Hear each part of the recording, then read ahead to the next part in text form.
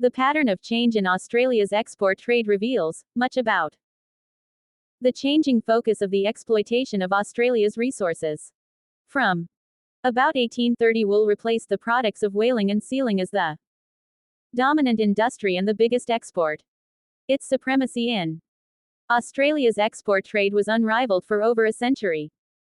Notwithstanding the sharp but temporary decline in the depression of the 1890s, it was commonly quoted and quite true to say that Australia rode on the sheep's back. Wool production reached a peak of 800,000 tons in 1971, Figure 1.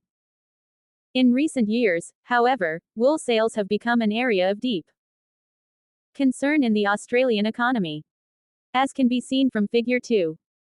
Pastoral exports generally, wool, meat, skins and hides, dairy products once responsible for over 60% of Australia's export trade, steadily declined as a percentage of pound total exports in the period 1952 to 1976. Since then they have stabilized at a comparatively low level, 25%. In contrast, Figure 3 shows that other agricultural exports, wheat, fruit, vegetables, sugar, have remained fairly stable at around 18% of total exports in the last 3 decades, though 1960, 1964 and 1972 were better years. Mineral exports from Australia present a different picture. Gold was the first mineral exported from Australia in quantity, and brought great and sudden wealth to the nation's economy. Figure 4 traces gold production from its discovery in New South Wales and Victoria in 1851. In the first decade, Australia produced almost half the world's gold supply, about 750,000 kilos.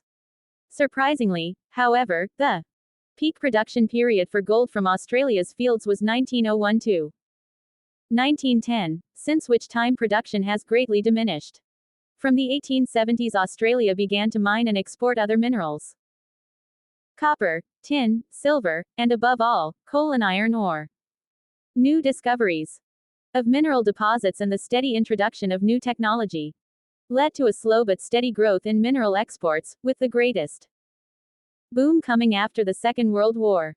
A comparison of Figure 5 with Figures 2 and 3 clearly reveals how, from the 1950s to the 1980s, the value of mineral exports as a percentage of total exports climbed steadily to equal pastoral and agricultural exports, reaching a peak of around 29% in 1976.